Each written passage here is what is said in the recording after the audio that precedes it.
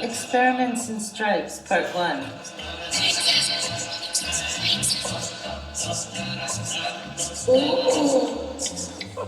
Interruption in Stripes.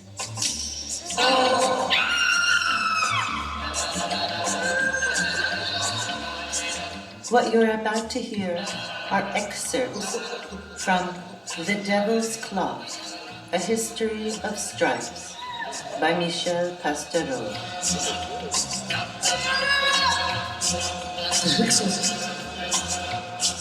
There's a great temptation to pass over the centuries and establish a link between the supposed boldness of contemporary stripes and the frequent scandals they prompted throughout the Middle Ages. In the long run, the stripe problem certainly exists, and the clothes provide the most visible medium for it. In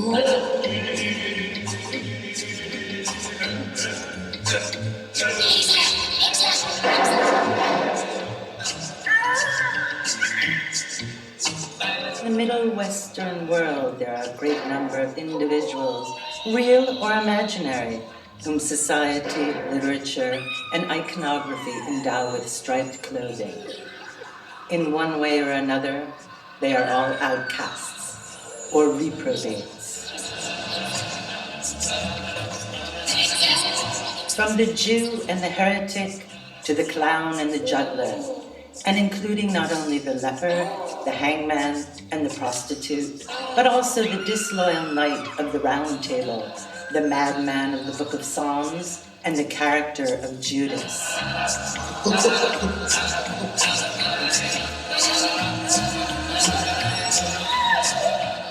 They all disturb or pervert the established order.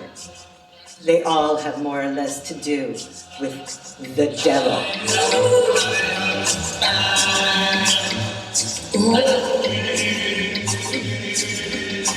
Nonetheless, if it isn't very difficult to draw up a list of all those transgressors in striped clothing, it is harder to understand why such garments were chosen to designate their negative status.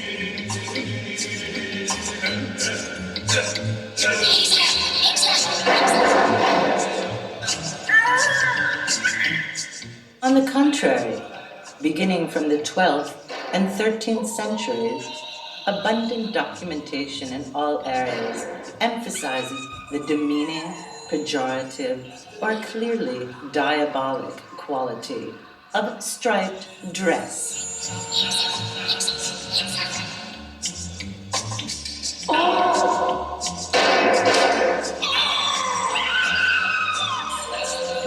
Scandal leaves behind evidence and documents. By the same token, the ancient historian has a better grasp on transgressions of the social order than on the social order itself.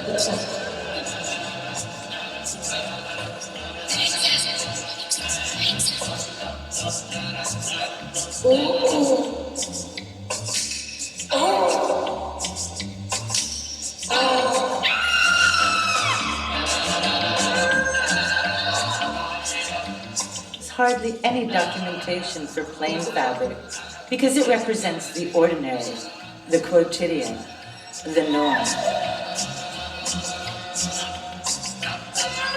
For the stripe, on the other hand, there is plenty because it causes disorder, because it makes some noise. Scandal broke out in France in the middle of the 13th century. At the end of the summer of 1254, to be precise, when Saint Louis returned to Paris after an unsuccessful crusade, a dramatic captivity and a stay in the Holy Land of 4 long years. The king did not return alone. He brought with him a number of monks newly arrived in France, and among them a few brothers of the Carmelite order. It was because of them that the scandal would ensue. They wore striped cloaks.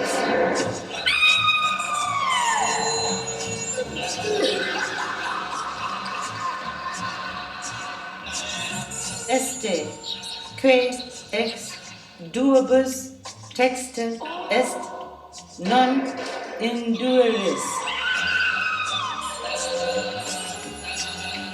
You will not wear upon yourself a garment that is made of two.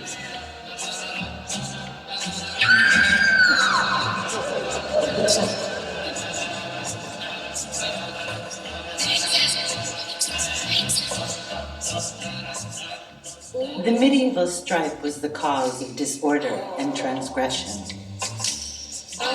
The modern and contemporary stripe has progressively transformed into a tool for setting things in order.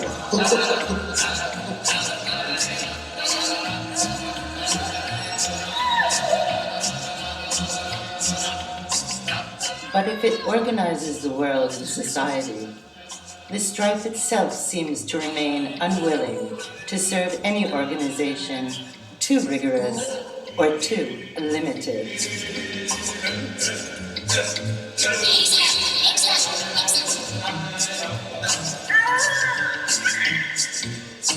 Not only can it function through any medium, but it can be its own medium, and in doing so, open out into the exponential and the imperceptible.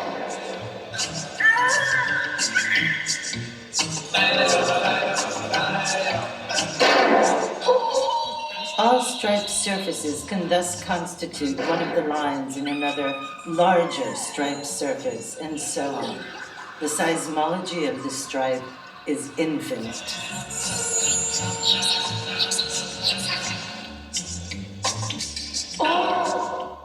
Striped surfaces are rarely found in nature.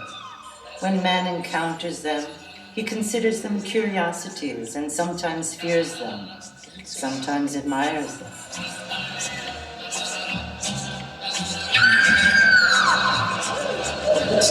Actually, the stripe is not really a natural mark, but a cultural mark.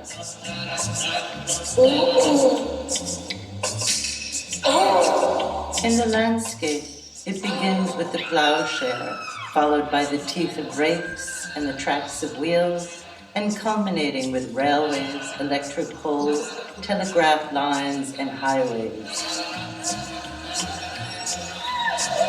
Everywhere the landscape bears the mark of human movement and activity in the form of stripes. The striped surface serves to distinguish it, to point it out, to oppose it, or associate it with another surface, and thus to classify it, to keep an eye on it, to verify it, even to censor it.